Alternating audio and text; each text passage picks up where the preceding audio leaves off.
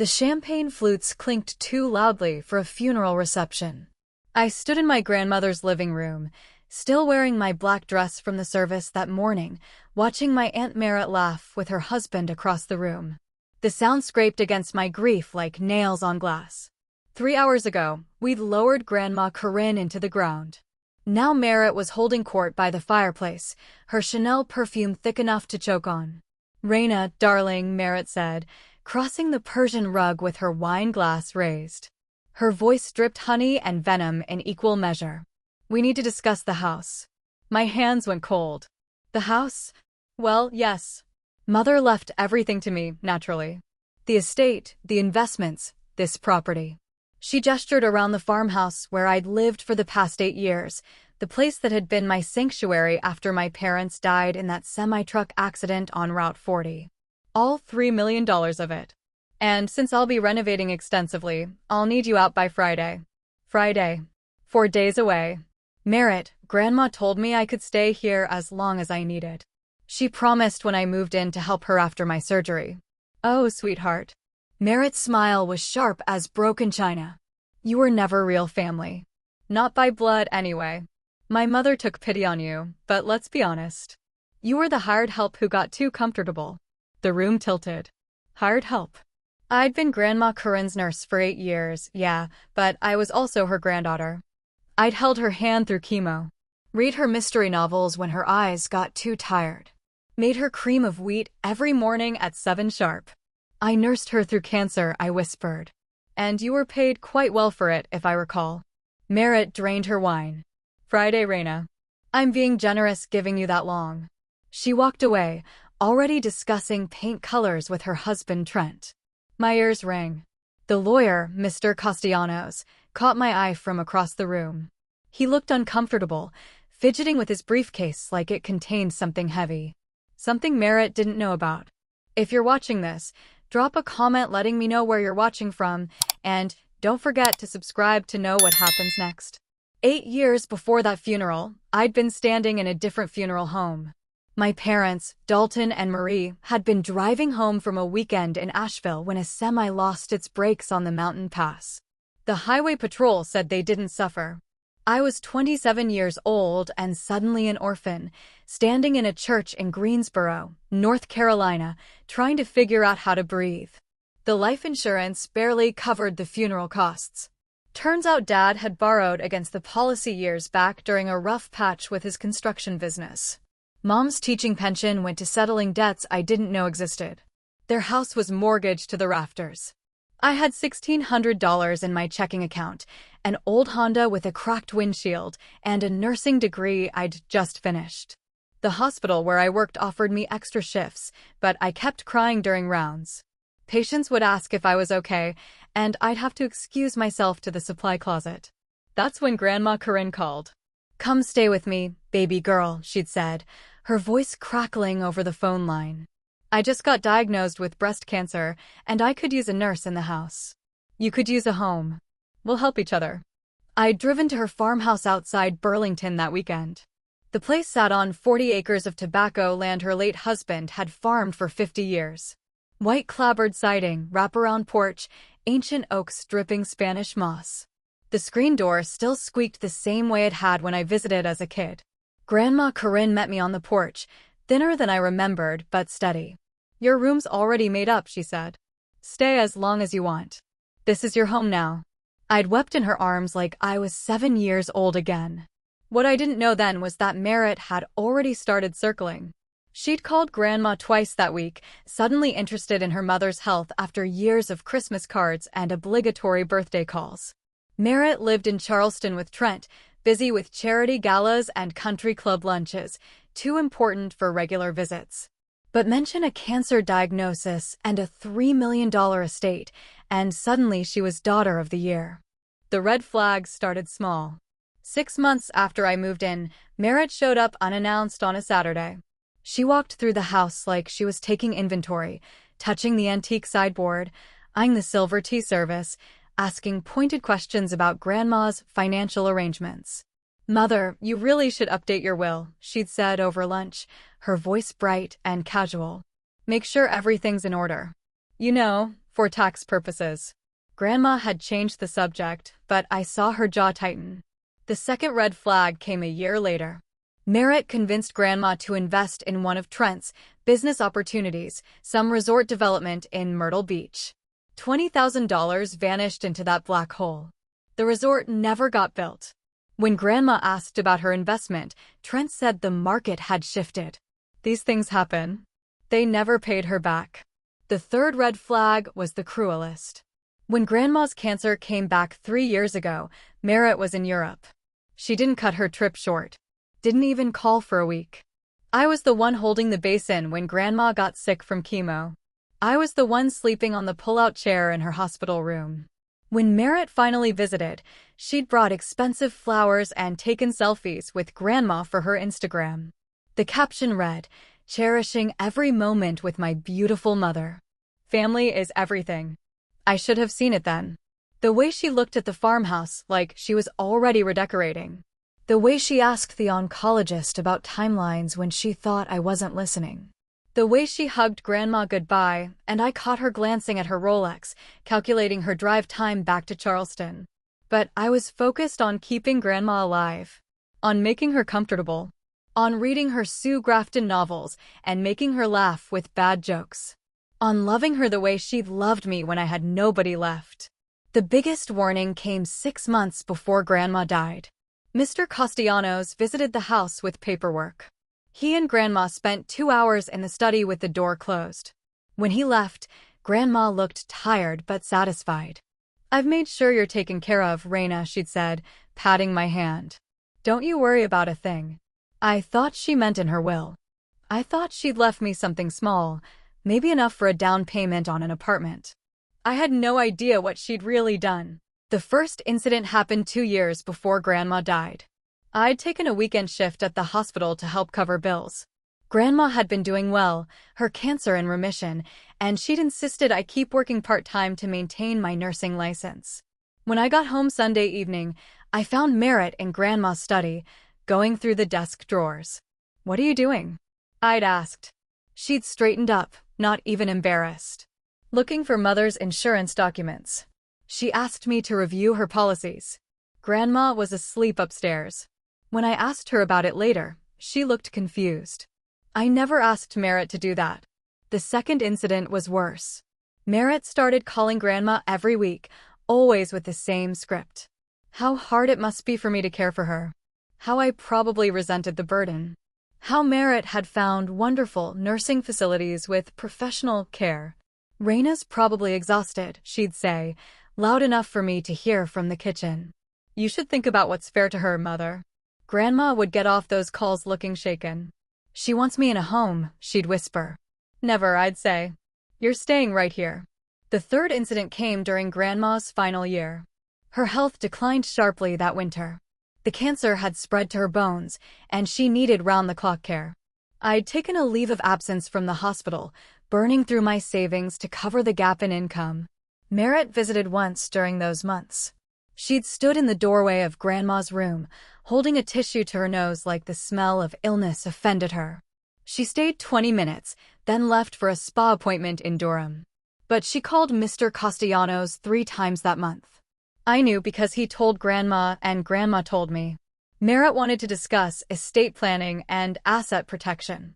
She wanted to make sure everything was handled properly. What Merritt didn't know was that Mr. Castellanos had been Grandpa's best friend. He'd taught Grandma's Sunday school class for 30 years. He'd watched Merritt grow up, and he'd seen exactly who she'd become. "Don't worry about Merritt," he'd told Grandma during one of his visits. "I've made sure everything is handled exactly as you want." Then he'd smiled at me, kind and knowing. "And Raina, your grandmother has made provisions. Trust me on that." I didn't understand what he meant. Not then. 3 months before Grandma died, something shifted. Mr. Castellanos started visiting weekly, always bringing legal documents in his worn leather briefcase. He and Grandma would sit on the back porch, talking in low voices while I made sweet tea. Sometimes I'd hear Grandma laugh, which was precious during those dark months. "Irving's helping me button things up," Grandma explained one evening, "making sure my wishes are crystal clear." She'd looked at me then, her eyes sharp despite the morphine. There's something you need to know, baby girl. About the estate. But she'd fallen asleep before she could finish, and the next morning she couldn't remember what she'd wanted to say. Meanwhile, Merritt's calls intensified. She wanted to know about Grandma's accounts, her property deeds, her investment portfolio. She'd started pressuring Grandma to sign power of attorney papers, claiming it would make things easier when the time came. Mr. Castellanos had shut that down immediately. Mrs. Ashford's affairs are in perfect order, he'd told Merritt coldly. No power of attorney is necessary. I'd heard Merritt's response through the phone line, shrill and angry. Something about family rights and ungrateful behavior. That's when Mr. Castellanos told me the truth. We were sitting in the kitchen after one of his visits, and he looked at me with grandfatherly concern. Reina, I want you to understand something. Your grandmother has been very strategic about her estate planning. There are provisions in place that Merritt doesn't know about. Provisions? Page 12 of the will. He'd smiled. It changes everything. But it's crucial that you don't reveal this to anyone until the reading. Can you do that? I'd nodded, not fully understanding but trusting him. When the time comes, he'd continued, Merritt is going to believe she's inherited everything. Let her believe it. Don't argue, don't fight, don't defend yourself. Just wait for the reading. But why? Because your grandmother wanted to teach Merritt a lesson. About greed. About family. About what really matters. He'd squeezed my hand. Trust me, Reina. Justice is coming. 2 weeks after that conversation, on a Tuesday morning in late September, Grandma Corinne passed away in her sleep. I was holding her hand. Merritt arrived 4 hours later, already dressed in designer black, already making calls about the funeral arrangements, already counting her inheritance. The day after the funeral, I packed my belongings into cardboard boxes from the liquor store. For days to vacate the only home I'd known since my parents died. For days to figure out where a 35-year-old nurse with no savings and a broken heart was supposed to go. I'd called my friend Jessa, who said I could crash on her couch in Raleigh until I figured things out. But Mr. Castellanos called that evening. Come to my office tomorrow at 9. Alone. Don't tell Merritt. I drove to his office in Burlington, a brick building near the courthouse that smelled like old paper and lemon polish. He was waiting with a folder an inch thick. Reina, I'm going to explain what your grandmother did. He opened the folder, revealing legal documents covered in dense text.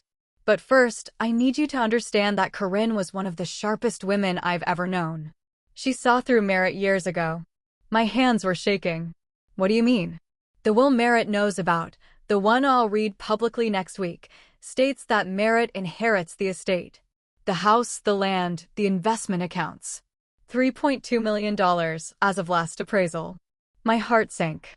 So it was true. But Mr. Castellanos continued, his eyes twinkling. There's page 12. A codicil your grandmother added 5 years ago and updated regularly. It contains conditions for the inheritance. Conditions? Merritt can only inherit if she meets 3 requirements.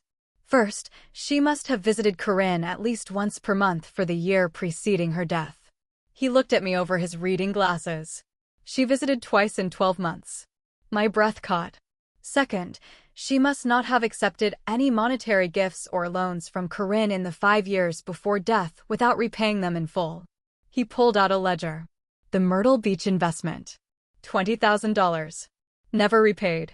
And third, she must agree to maintain the property and allow you to remain living there for as long as you choose, with all expenses covered from the estate. I stared at him. She's already evicted me. Exactly. Mr. Castellanos smiled. By failing all 3 conditions, Merritt forfeits the entire inheritance. Every penny. The estate passes to the alternate beneficiary, named in the codicil. Who? He slid a document across the desk. My name was highlighted in yellow. You, Reina. It all goes to you. The house, the land, the accounts, everything. Your grandmother set up an irrevocable trust 5 years ago, funded it progressively, and structured her will to expose Merritt's true character. If Merritt had been loving and kind, if she'd honored her mother, she would have inherited. But Corinne knew she wouldn't. She knew Merritt would show exactly who she was. The room spun. $3 million? 3.2 as of the last audit. Plus the property value. Call it 4 million total. He leaned forward. Your grandmother's instructions were specific. Let Merritt believe she's won. Let her evict you. Let her plan her renovations. Let her celebrate. Then, at the formal reading next Tuesday, I'll reveal page 12. She'll lose everything? She'll lose everything she never earned in the first place. Mr. Castellanos handed me another document. This is a copy for your records. The original is filed with the court and witnessed by 3 parties. It's ironclad. I looked down at Grandma Corinne's signature, bold and certain even near the end of her life. Beneath it, a note in her handwriting, for Raina, who gave me love when I needed it most. Blood doesn't make family. Love does. I started crying then, not from sadness, but from the overwhelming weight of being seen, of being chosen, of being protected even after death. The next 4 days were the longest of my life. I moved out on Friday like Merritt demanded, loading my car with clothes, books, and the few personal items Grandma had given me. A quilt she'd sewn. Her collection of mystery novels. A photograph of us on the porch, both laughing at something I couldn't remember. Merritt was already there with an interior designer when I came for my last box. They were discussing knocking out walls, refinishing the hardwood, turning Grandma's bedroom into a walk-in closet. Good luck in your new place, Merritt had called as I left, not even looking up from her fabric samples. I stayed on Jess's couch in Raleigh, telling her I'd explain everything after Tuesday. She made me soup and didn't ask questions, just let me exist in the strange limbo between losing everything and gaining everything. Monday night, Mr. Castellanos called. Tomorrow at 10. My office. Merritt confirmed she'll be there. Will she bring Trent? She's bringing him and a financial advisor. She wants to discuss liquidity and investment strategies. He chuckled darkly. They're planning how to spend money she doesn't have. That night, I couldn't sleep. I kept thinking about Grandma, about how she'd planned this moment years in advance. How she'd known exactly what Merritt would do. How she'd protected me from beyond the grave with the same fierce love she'd shown me alive. Tuesday morning dawned cold and clear. I wore the same black dress from the funeral. Drove to Burlington with my hands steady on the wheel. Parked outside Mr. Castellanos' office at 9:45. Merritt's Mercedes was already there, gleaming silver in the autumn sun. I walked inside, climbed the stairs, and took my seat in the conference room. Merritt glanced at me with barely concealed irritation. I'm surprised you came, Raina. This doesn't really concern you. She's named in the will, Mr. Castellanos said smoothly. She has every right to be here. Trent whispered something to Merritt. She laughed, low and dismissive. Mr. Castellanos opened his briefcase. Let's begin. Mr. Castellanos read through the will slowly, his voice steady and professional. He covered the preliminaries first. The establishment of the estate. The inventory of assets. The house and 40 acres, appraised at $1.1 million. The investment accounts, totaling $2.1 million. All of it passing to Merritt Jane Ashford, beloved daughter. Merritt was practically glowing. She squeezed Trent's hand. Her financial advisor was taking notes, already calculating. However, Mr. Castellanos said, his tone shifting, we now turn to page 12. The conditions of inheritance. Merritt's smile flickered. Conditions? Yes. Mrs. Ashford added a codicil to her will 5 years ago, establishing 3 requirements that must be met for the inheritance to transfer.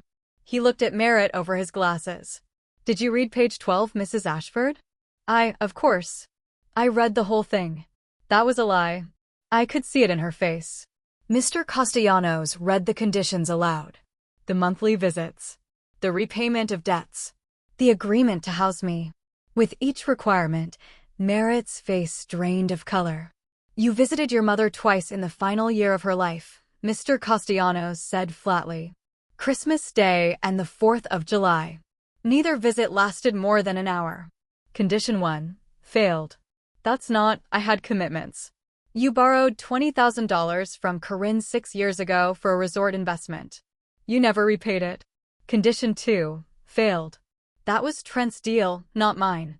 And you evicted Reina from the property last week, 4 days after the funeral, despite your mother's explicit wish that she remain in her home. Mr. Castellanos closed the folder. Condition 3. Failed. The conference room went silent. What does that mean? Merritt's voice was thin, strained. It means you've forfeited the inheritance. All of it. The estate passes to the alternate beneficiary, named in the codicil. He looked at me. Reina Greer. Merritt's head snapped toward me. No. The trust is irrevocable. The will is witnessed and filed. This meeting is a formality. Reina is now the legal owner of the Ashford estate. You knew. Merritt stood up, her chair scraping across the floor. You knew and you let me. I met her eyes. Yeah, I knew. This is fraud. I'll sue. I'll challenge this in court. You're welcome to try, Mr. Castellanos said calmly. But I should mention that your mother's will includes a clause stating that any legal challenge will result in you being responsible for all legal fees on both sides. My retainer alone is $30,000. Trent put his hand on Merritt's arm. Merritt, we should. She jerked away from him. You. She pointed at me, her fingers shaking. You manipulated her. You're a nurse. You had access to her medication. You convinced her to change her will. I loved her, I said quietly. That's all I did. She was my mother. Then where were you? The words came out harder than I intended. Where were you when she was throwing up from chemo? Where were you when she couldn't sleep because the pain was too bad? Where were you when she died, Merritt? She had no answer. Mr. Castellanos stood. This concludes the reading. Reina, I'll have the paperwork ready for your signature by end of week. The house is yours, free and clear. The accounts will be transferred to your name within 30 days. Merritt was crying now, ugly tears streaking her makeup. I needed that money. We have debts, we have. Good luck with that, I said, and walked out. I heard about Merritt's downfall through Jessa, who heard it from her cousin, who lived in Charleston. First came the spending spree. Merritt had been so confident in the inheritance that she'd already spent money she didn't have. New car leased. Kitchen renovation, contracted. Country club membership, upgraded. She'd been charging everything to credit cards, planning to pay them off with estate money. When that money evaporated, the bills came due. $60,000 in credit card debt. Another $40,000 on the car lease she couldn't afford. The contractor put a lien on their house for the unpaid renovation. She'd tried to get her old job back at the art gallery. They'd filled her position months ago when she quit to manage the estate. No openings. Trent's business was failing. Turned out that resort deal wasn't the only investment he'd mismanaged. He'd lost money for a dozen investors, including 2 of Merritt's country club friends. The lawsuits started piling up. They had to sell the Charleston house. Moved into a cramped apartment near the airport, the kind with thin walls and parking lot security lights that never turn off. Merritt's society friends stopped calling. The charity boards quietly dropped her. She'd been bragging about her inheritance for months, posting about her plans on social media. Now everyone knew she'd lost it all. Meanwhile, I moved back into Grandma's house.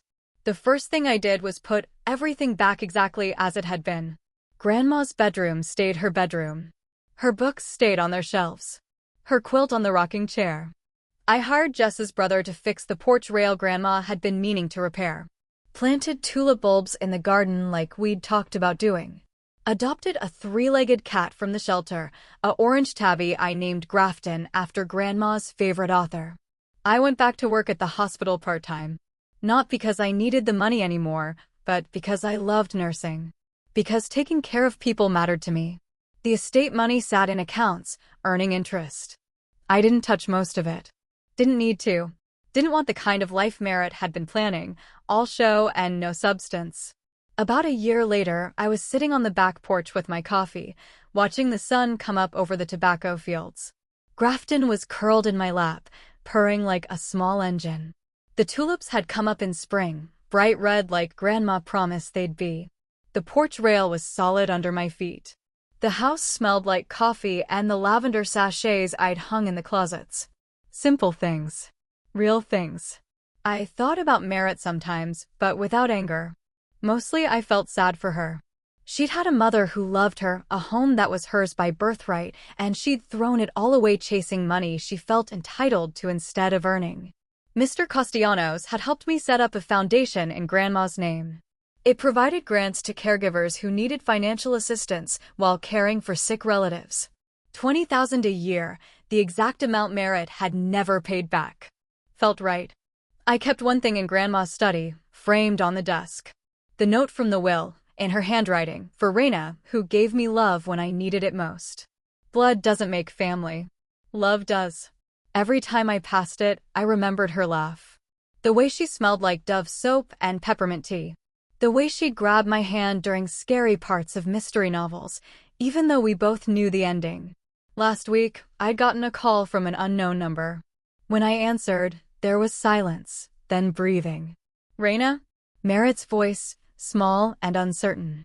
Yeah, I just wanted to say a long pause. I'm sorry. For what I said at the funeral. For everything. I waited. I was wrong about you. About what mattered. Okay, I said. Are you doing all right? I'm doing great, actually. Another pause. Good. That's good. She hung up. I don't know if Merritt meant it. Don't know if she's learned anything or just misses the life she lost. But it doesn't matter anymore. I'm not angry, not bitter, not waiting for more apologies. I'm just here, in this house that smells like lavender and coffee, with a cat that purrs in my lap and tulips that come back every spring. I sleep real easy these days. Wake up grateful. Spend my time caring for people who need it, living in a home filled with love instead of obligation. Grandma Corinne used to say that character outlasts wealth. That integrity matters more than money. She was right.